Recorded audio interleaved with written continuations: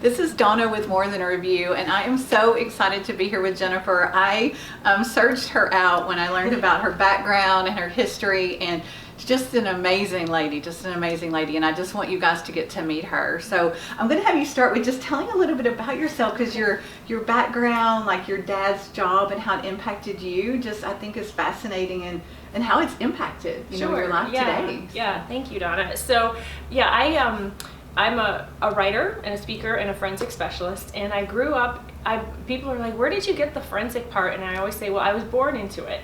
So I grew up in Michigan, and my father was a medical examiner for 3 counties, and the office was in our house. That's amazing. So I have a lot of interesting stories about growing up around the dead. And I really had a front seat experience to forensic science, working with and seeing my dad work with law enforcement, morticians, even the victims' families. Everything came home. My mom worked the office part of the business, and then as my sisters and I grew up, we did different little jobs, to help out. But it really gave me not only a knowledge of how criminal investigation, death investigation, how that happens, but more so because death was literally knocking on our door every couple days. It really instilled in me a very deep appreciation for life. And my family is very life-affirming, a very life-affirming family. And so, it just was sort of bred into us that, you don't know if you're going to have tomorrow. So what you have today, you need to be present. You need to be kind to people, generous. Don't burn bridges. Use the day each day to the fullest. Wow. So how did you go from that to now writing? Yes, a long journey.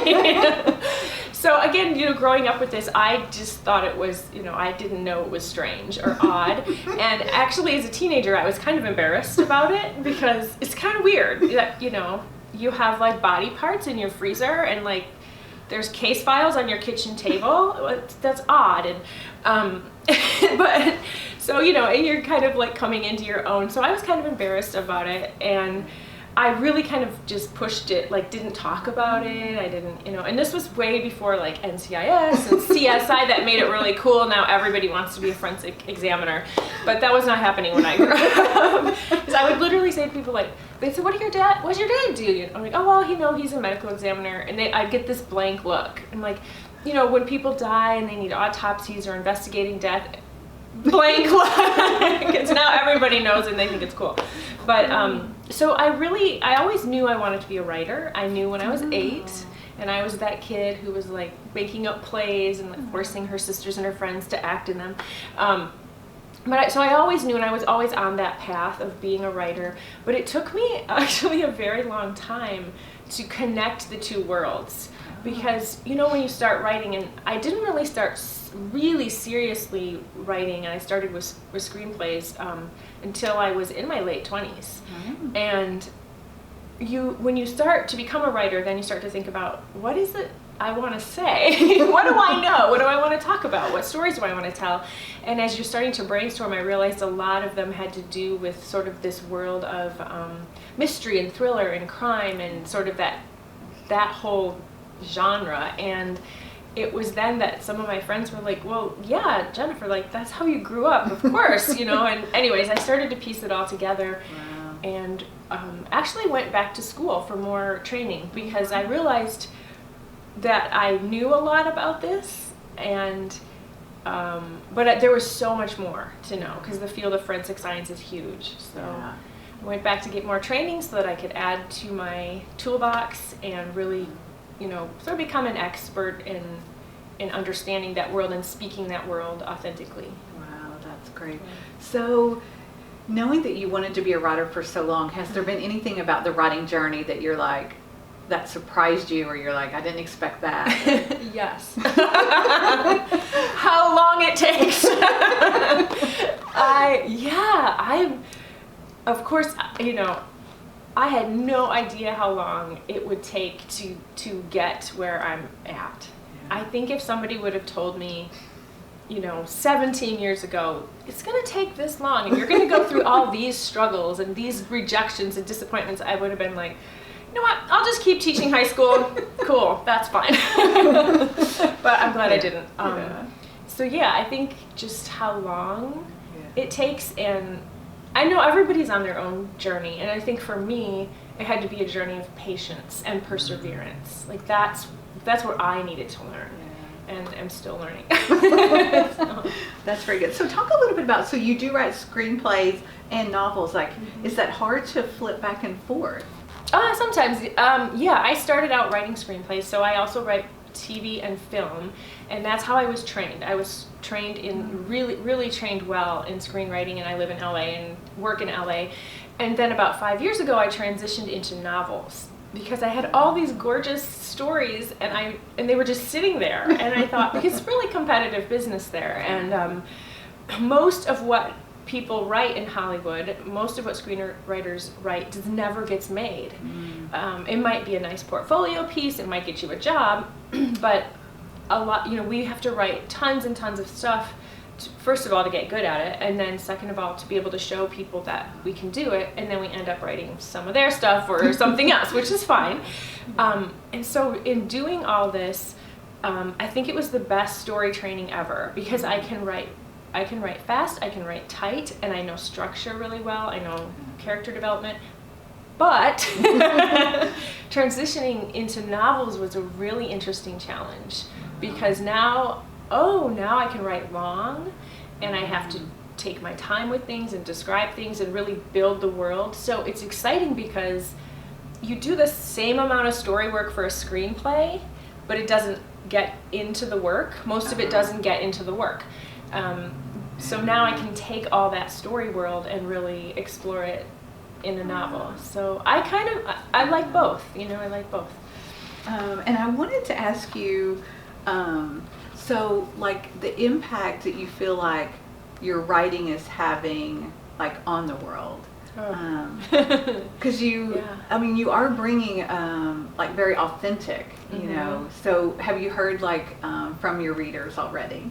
I have, and that's really encouraging, and it's been very positive, and but I don't think we really ever know the impact.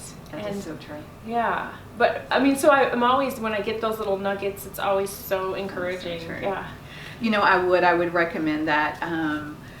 You don't sometimes know. I just lost a pet, a 15-year, our dog, and it was a book that finally just helped me get out of that funk that you get in. Yeah. And, sometimes the authors never know that, Right. their writing is what just helped you kind of escape that, and Yeah. And just for enjoyment. So you do know that It's there are true. people you impact out there you'll never know. Yeah, and I did have one really powerful experience a few years ago with a novel and called God Bless the Broken Road, which isn't what I typically write, but this was a writer for hire kind of work. And after I wrote it, an old college friend contacted me through Facebook. Like, we weren't even really that close in college, and she said, Jennifer, I just recently lost my husband. And she's young, and I started researching how she lost her husband. It was a very tragic event, very sudden and tragic, and they had this beautiful marriage and child. And she said, I just recently lost my husband, and I picked up your book and I started reading it, and it's been helping me heal. Yeah. So that's probably been the most memorable. Yeah, exactly. And thankfully she let you know. Because Yeah. there's other people that could have went through that same thing and you wouldn't know. Yeah. But yeah, that's so Yeah. good. So I was going to talk about, so you've created a female character. So tell us a little bit about her and what made you choose to have her be the female character. Because I'm assuming a coroner may be a male-dominated role. It is a male-dominated field, yes. And it's funny because we used to, this is going to sound really crazy, but as kids, we would go to the medical examiner in coroner conferences with my dad, because that's what we do. That's what all children do. And it was very male-dominated. But there were a few females, and there are. But I write female characters. I write strong female characters. And so this is Dr. Emily Hartford. And when we meet her, she's a 28-year-old surgical resident in Chicago. She has this wonderful life. She's just gotten engaged. Her career is budding, and she's about to, be this amazing surgeon. She's working super hard, and she is the daughter of a coroner, and she learns in the first part of the book, the first chapter, that her dad has just suffered a heart attack and she has to go back home. Oh. She hasn't been home in 13 years because they have a riff, which I won't spoil. So she basically gets called back into the world where she comes from, and the whole series is about her. It's a homecoming. She comes back and back to her roots and realizes that home is where the bodies are. So, I'm sure everyone says that. Exactly. So what would you add or take away from your writing life to make it better? Oh my goodness, that's a great question. What would I add or take away from my writing life to make it better?